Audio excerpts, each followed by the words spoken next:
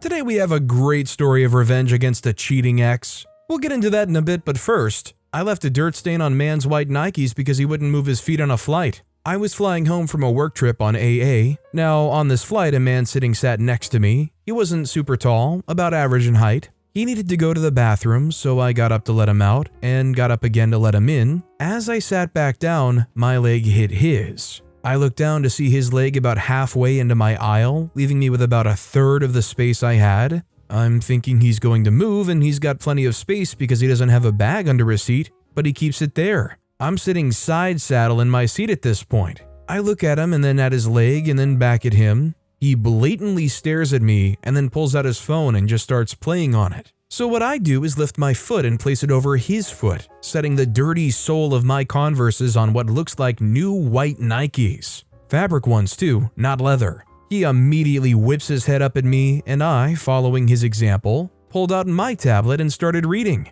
He pulls his foot away and had a nasty attitude the whole plane ride. But I got my space back. That guy absolutely earned this. I will say personally, I'd die on the hill of the window seat being the best seat. At the same time, I completely recognize that it is horrendous if you've got to get up and go use the restroom. I despise having to get up in a crowded space, whether it's the movie theater, the plane, and have to squeeze in front of people like that. Also, hi, I'm Steven, and if you guys enjoy awesome stories of revenge, why not hit those like and subscribe buttons down below? That said, our next story is, my date got me a gift, so I got him fired from his job. Hi, I'm a 22-year-old female who at the time of this story was just out of a relationship.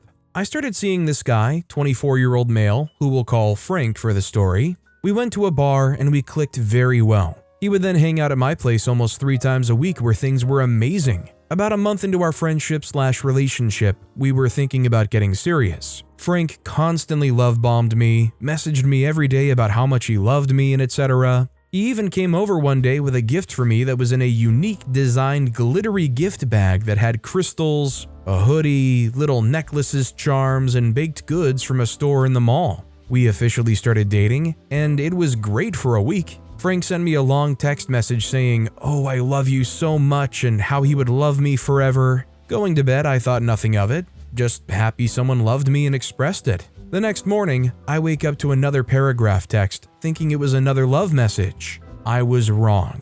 He started off the text with, "I don't love you," and wrote about how he was sleeping with his ex and me at the same time, and that he didn't love her and lied about loving me. I was devastated. Normally, I wouldn't have cared that much, but after being love-bombed for a month by Frank, it stung. Immediately after reading this text, I got suspicious. Some backstory, for the duration of talking to him, he talked horrible about his ex, whom Frank still lived with, saying that she was abusive, trashy, etc. So hearing him say he was sleeping with her stung a lot, but also set off some red flags. I go to work that day upset, but I was getting over it quickly, until Frank's ex messaged me on Instagram, who we'll call Stacy. Stacy told me how he was love-bombing her and begging for her back and that she wanted to make sure me and him weren't a thing. Out of respect, I told Stacy what he had said to me, considering she was brought up in the text anyways, and I sent her screenshots of every single time he talked to her. And I'm talking at least 50 screenshots of paragraphs of him trash-talking her.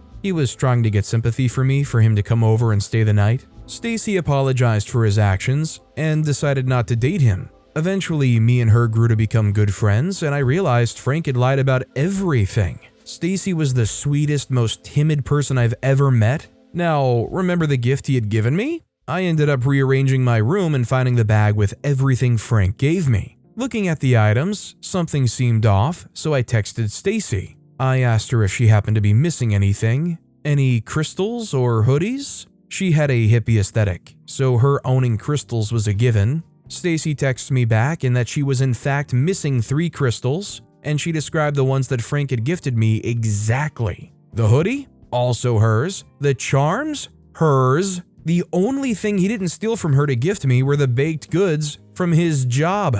Stacy and Frank both worked at the mall in our city, and I decided to stop by and return everything he had stolen and given to me. He was off that day, but I was told when she got home and he saw the gaudy bag he put everything in, he knew we met up and knew what he did.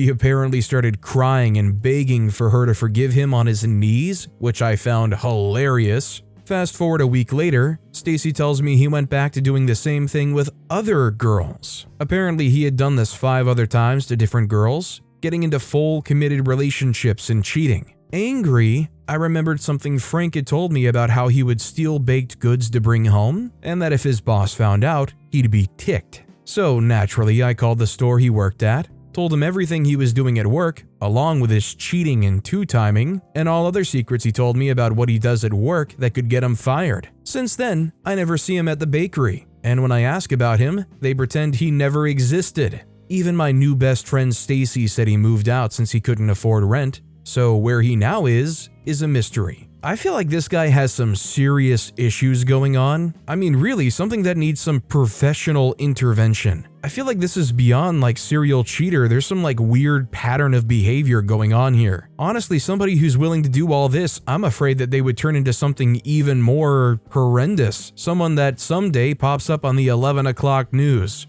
Our next story is, new hire at my boyfriend's job thinks she's going to run things and talk crap about me? Have fun being unemployed. My boyfriend saw this one through, and I'm so glad he did. This chick was hired onto the management team with my boyfriend and has been a problem from the start. As soon as she was hired, she came in trying to change things and run the restaurant, turned the employees against my boyfriend, and started causing issues with the schedule, demanding certain days off, and freaking us over because now he has to work the worst days and she gets all the weekends off. He also talked crap about me for some reason because I apparently had too much cleavage. There was no reason whatsoever for my name to be in her mouth. Like, what the freak? Then we've been silently waiting for her to mess up. There was always little things like messing up the employee's schedule or getting complaints about her from customers, but she finally did something big enough to report. An employee was irritated with her and vented to my boyfriend about it, and they spilled all the tea about a night where she demanded money from the servers as a tip for her. She's a salaried manager. She doesn't need tips from employees, and it's probably illegal too. She literally demanded $25 from each of them.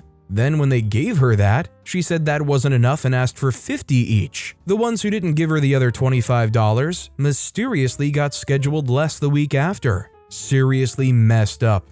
Then, my boyfriend heard from another manager and from the customers themselves of a huge wedding party that she was extremely unprofessional and difficult to work with. The guests complained about her 4 separate times. So my boyfriend decided to first tell the kitchen manager, the highest under the owner, who then told him to immediately bring it to the owner's attention. Owner compiled the list of dates and employee names. She's getting fired as soon as she gets back from vacation this Wednesday. I feel like this was kind of inevitable. In fact, I'm a little bit disappointed that OP had to be the one to go and report all of this stuff as if it's not blatantly obvious, or any of those people that were getting cheated out of $25 were too afraid to speak up. Our next story is, I got revenge on my uncle for being a jerk. Story time. So a while back, my uncle was visiting from Germany. He visits maybe once or twice a year, if that, and he mentioned to me that he wanted to come hang out with me at a Starbucks. And I thought that was fine, so I agreed to meet him. When I meet my uncle there, it's going fine at first, and then all of a sudden he starts interrogating me as to why I'm not talking to my abusive and narcissistic relatives. And then I go through the whole song and dance and list off the hateful and insane things they did to me, and then he goes, "You know, OP, I'm really concerned that you're not talking to your family." At this point, I mentioned that my brother called me a homophobic slur 2 weeks before Pride Month after I just came out as bisexual publicly in front of hundreds of people on Twitter, and my uncle is basically like, "It's not a big deal, you should just get over it." On the car ride home, I try one last time to appeal to his humanity and point out that my father is saying prejudiced things about his neighbors, to which my uncle says, "Look at how woke you are." Flash forward several months to my cousin's wedding. I run into my uncle there and pretend to be polite, and he's like, "I have this flash drive here that I want you to have. It has all these priceless family photos and videos and memories, and I painstakingly put it together." And I say, "Sure, thanks." When I get home, I take the flash drive and throw it in my cat's litter box, and I take a picture of the flash drive in the litter box and send my uncle an email with the photo attached, saying that my cat has found a new toy. And he was absolutely furious from what I was told. My family thinks they're dealing with a scapegoat, but they're actually dealing with a supervillain. Honestly, good for OP for not caving for any of this. And honestly, I'm impressed that OP hasn't just cut off the uncle already by this point. The amount of patience they've exerted dealing with all of this judgment and pressure they were putting on OP to rekindle and do things with these people that are horrendous to OP. I'm sure hearing back that he was furious was great. Our next story is several things I've done for petty revenge. Once in college, my roommate had his girlfriend stay for Martin Luther King 3-day weekend, and she was a real bench. She put her shampoo bottle in our shower for the weekend. She accused me of using her shampoo. It was some expensive brand for colored dyed hair. I didn't use it. I used my cheap stuff from the supermarket. I really didn't use it. She started benching me out and screaming at me. Total temper tantrum. I really didn't use it. My roommate finally calmed her down and her tantrum ended. A few hours passed and my roommate and her went out for a bit. So I peed in her shampoo bottle. Shook it up. Yeah, I know, gross. I smoked some weed and thought it would be funny. Another one I did often, sprinkled bird seed on someone's car. Birds flock to it and poop all over it. I used to keep bird seed in the trunk of my car and did it many times. Cut me off to take a parking spot at the mall? Bird seed. Jerk coworker? Bird seed. Ex-girlfriend and I'm just being a jerk? Bird seed? No, I get like emptying some out and filling some up with just water and mixing that up. But doing what OP did is a little far, don't you guys think? I also think it's a little disingenuous to say that you smoked weed and that was what drove you to do it, unless they got some strong supply. Our next story is, refuse to be quiet? Okay, let's make some noise. Hi Reddit. Myself and two friends moved into a brand new apartment together 2.5 years ago, and we were thrilled. It all went fairly well, no complaints. The neighbors were noisy for the first month or so, drilling and stuff, and we didn't think too much about it. We had all just moved in after all and stuff needs to be done. Our upstairs neighbor, however, quickly became an issue. When the honeymoon period had settled down, we noticed we could still hear her a lot. Now, these apartments are brand new, so we can't even hear that much. I never hear music. I rarely hear neighbors fighting or screaming or kids crying. I can't even hear the washer dryer down the hall. This is just to give you an example of how freaking noisy this woman is. The noise? Well, it was her stomping around every god dang day. We would literally be woken up by her getting out of bed every day at 6 o'clock. To try and emphasize how loud she was, it was like she was standing up on her bed and jumping onto the floor every morning with boots on. I wouldn't even say she was walking around her apartment. It sounded more like she was preparing to march on Poland every dang day. All of her weight on her feet and wearing shoes on a wooden floor. And she was just an average-sized woman, so this takes effort. She lived on the 5th floor, and if you took the stairs, you could hear her stomping echo through the stairwell from the 2nd to 6th floor. No exaggeration. Okay, fine. Maybe she just doesn't realize. I go and try to talk to her. She, of course, never opens the door. We can hear you. We discover that she's a single mom and give her a bit of sympathy. On top of her stomping, we could also hear someone or something running around. Again, this starts at 6 o'clock in the morning, and we might get a break between 10 to 14, and then it would start again until 2 in the morning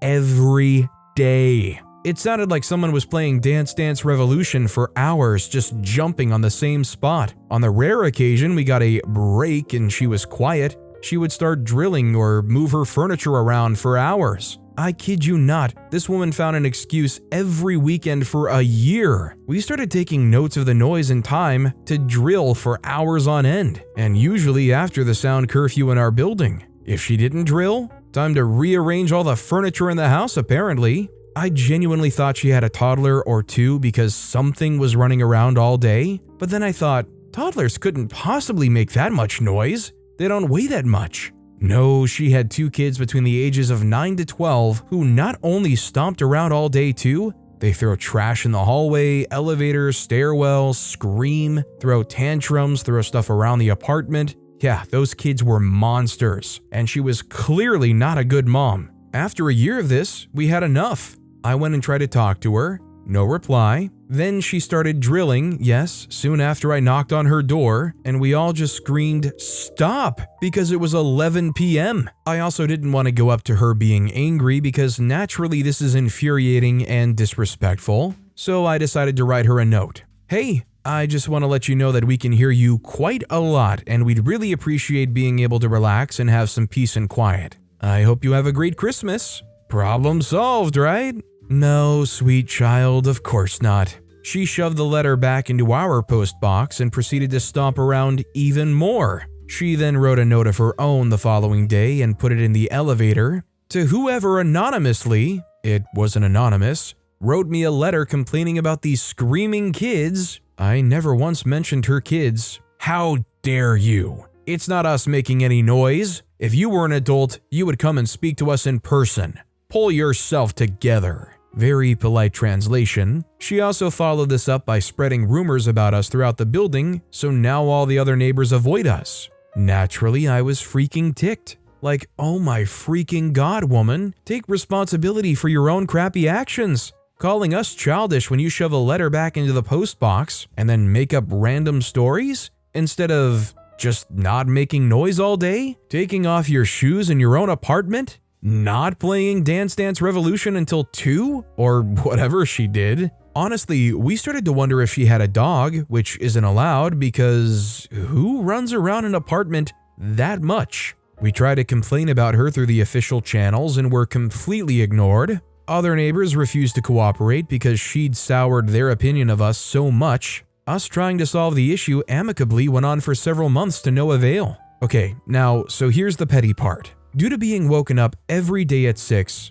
my body got used to it and I ended up getting up a bit earlier, around 5. I took that opportunity to go to the gym in the mornings. I was really ticked and I wanted her to face some kind of consequences or just get a taste of her own medicine. I lived under her, so I couldn't do much except the intercom system.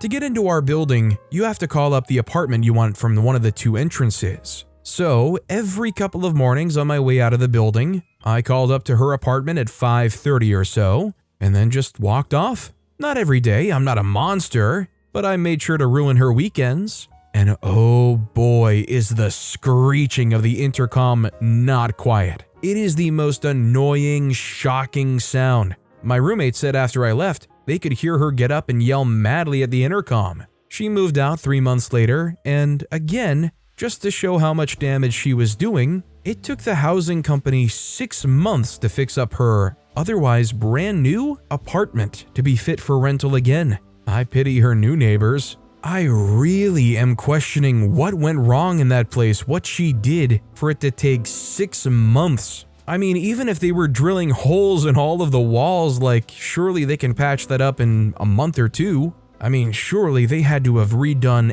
everything in that place. I mean, the bathroom must have been wrecked, tile, kitchen counters, walls, carpeting. It sounds to me like it wasn't even stomping around, it was just like they were actively trying to ruin the entire place. Our next story is how I lost weight to spite mother-in-law. This happened during Xmas of 2018. My now ex-mother-in-law was living with my ex-husband, 44-year-old male, and I, 44-year-old female. I was not particularly fond of mother-in-law. She's lazy, selfish, and entitled among other things. A couple of weeks before Xmas, she asked me what size jackets I wear. I wore medium to large at the time, so obviously that's what I told her. Fast forward to Xmas morning, and I opened my present from her, which was a beautiful black spring summer jacket from Fairweather in a size small. Keep in mind, when she asked me my jacket size and I told her, she repeated it back to me several times over the days before she purchased it. After opening it and seeing the size, I politely thanked her for it.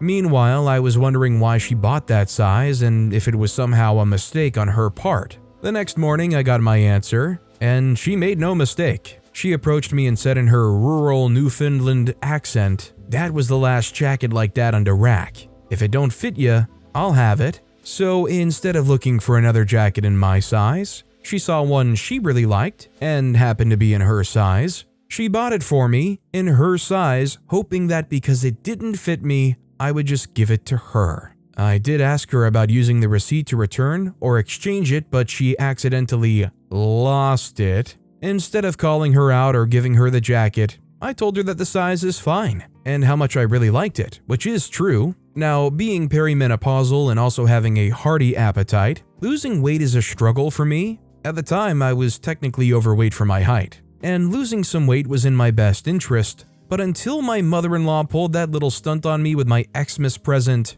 I wasn't that motivated to lose the weight. By the next spring, the jacket fit me perfectly. Mother-in-law was still living with us, and every time she saw me wear it, she would glare or look longingly at me wearing the jacket and say, "Oh, I love that jacket. I wish I could have gotten one for myself." 5 years later, her son and I are divorced but still living together. I finally came out in the open about being lesbian, which is why we split. I still have and wear that jacket, especially when she comes in from around the bay, and she still comments on it. Honestly, one of the best forms of revenge I've ever heard, because it was inspiring for OP to get better for themselves. That jacket actually went from revenge to something genuinely meaningful in a way that nobody else but OP will truly understand. This next story is, got my sister nothing for Christmas for justice. I, 26-year-old female, have no problem with confrontation. I'm also autistic and don't always remember to mask my tone and facial expressions.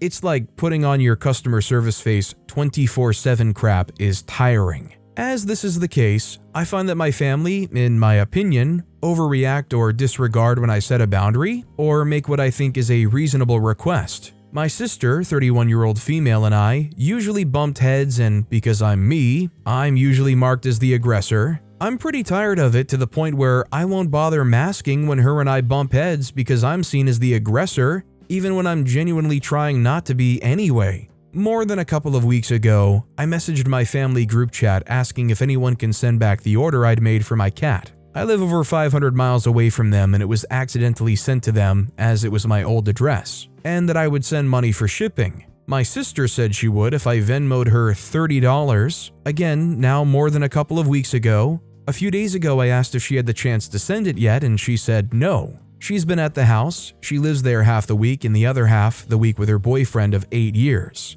I've said hi to her when I called my brother to catch up who lives at home full time, so I know it isn't true. So I messaged the family group chat asking if she could return the $30 since I'm going to be visiting for the holidays anyway. I'll just pick it up when I get there. My mom immediately chimed in to see if I needed money and I responded with, "No, I just don't need her to send it anymore because I realized I'm going there soon anyway." No response from my sister. We sent each other Christmas lists to get each other stuff we'd actually like for Christmas, and I already claimed a few things on her list. Guess who's going to get an empty box with the note, "Your Christmas present is the $30 you chose not to Venmo me back. Merry Mary." If I'm going to be the villain anyway, I'm going to have some fun with it. Too much? I'm probably going to do it anyway. I mean, you're probably going to cement your role as the villain amongst all of your family, but I mean, if you're already there anyways and it's inevitable, well shoot, time to Thanos up then. Our next story is, bet you didn't think I'd call her bluff.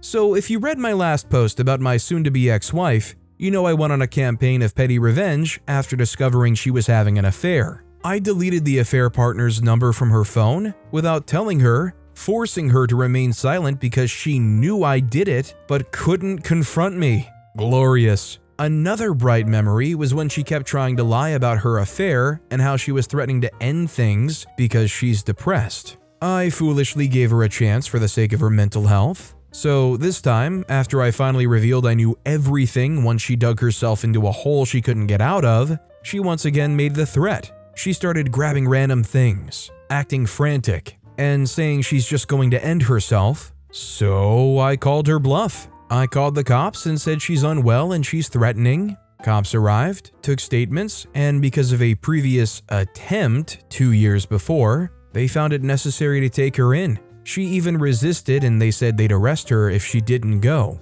I'll never forget the look on her face as she walked out, looked back at me and said, "I hope you're freaking happy." She returned a few hours later and said, "Well, that was a waste of time." She was more defeated and even said, "Listen, I won't do it again, so don't call the cops anymore." Well, lady, don't threaten to end things again and we cool. A few days later, a constable called to check in and even said after reading everything, I should be commended for how I've handled this. because in his career he's seen the scenario play out 100 different ways and never this positively. So what did I get? Cheating ex finally exposed because I played my cards correctly. No more threats, her realizing we were in fact over, and she's now on record while I'm seen as the model citizen. Okay, that last part was just me fluffing myself. Don't cheat on someone who plans contingencies. I was ready for this after the first time. I don't regret giving her a second chance, but there wasn't going to be a third. Usually, I would think 100% it's the right thing to do in general, especially if somebody's trying to use it as leverage. You kind of call them out on that bluff. Our next story is being petty over a summer vacation spot. Not my story. A friend, after graduating college, got a chunk of land as a graduation gift from his grandfather. Lakefront property. So with help from his friends, myself included, and family, we helped him clear bush, trees, and built a nice driveway and a small cabin. My contribution was just clearing forest. He had a great little completion weekend party when everything was mostly done. Met some of his neighbors that weekend, which warned him about the Karen on the adjacent property to the right. Anyways, fast forward to a year later, his neighbor to the right shows up and tells him that he missurveyed his land and built illegally, that his driveway is on their land and part of his cabin is on their land as well. In order to rectify this, he had to remove his driveway, replant the trees removed, and either move his cabin or pay $1,000 a month as land rental if he doesn't move his cabin. My friend did the surveying of the land himself, so at the time he thought maybe he made a mistake and tried to make a more beneficial agreement with the neighbor about sharing the land since it's northern Canada and the properties are only usable in the summer for camping and weekend getaways. But this guy wouldn't budge and told him if he didn't agree to the original terms, he'll see him in small claims court. My friend, realizing he couldn't afford to go to court but could afford a couple $100 to get a government survey done, went with that option. Turns out the neighbor's cabin was a foot on my friend's land, and the neighbor's very nice walkway, stairs to the lake, the beautiful boat launch and dock were all in my friend's property. So what did he do? He resorted to pettiness, told the neighbor that he built illegally on his land, and in order to not go to court over this walkway, stairs, dock, and boat launch were his now. And if he saw the neighbor using them, he'd call the RCMP for trespassing. Also that the neighbor's cabin had to be moved or a payment of $1,000 a month for land rental would be acceptable. A month later, his neighbor moved the cabin and had a large fence built, splitting their properties. I'm so glad somebody like this who had to deal with a Karen neighbor like that got nothing but success in the end. Sad thing is they've made a forever villain, and if there's anything they can find to report or annoy them, surely that Karen of a neighbor is going to do so. They're probably going to put up cameras and spend the rest of their days praying they find something that'll cause OP's downfall. This next story is, you threaten me with violence? No PC for you. So my dad died when I, female 24, was 15. For the past few years, my mom has had a partner, male 78, who lives 1,000 kilometers away from us, so he only visits a few months per year. This partner has a certain mentality that he is the man of the house and I'm just a dumb little girl. So one day when he did his stupid shenanigans, not letting me into my own house because I didn't ask nicely enough, I guess, I had enough. Things escalated, he pushed me, we wrestled, my mom had a breakdown, old man has bone marrow cancer so I didn't wrestle with him harm intended. When we stopped, he told me, "Do something like that again and I'll punch you."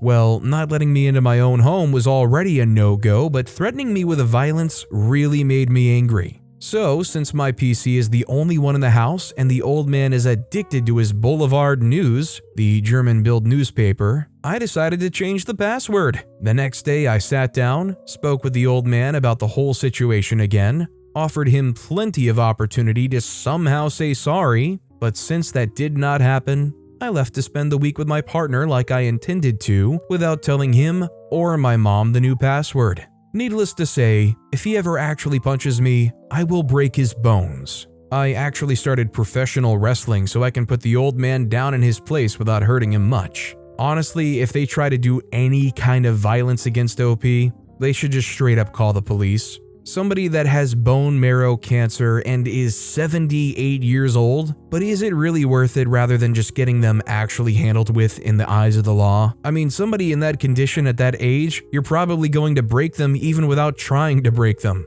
But with that being said, that's all the time we have for today. Now, if you want to hear another absolutely crazy revenge story, check out that video on the left. Or if you missed my latest video, check out that video on the right. That said, I'll see you all next time with some more stories.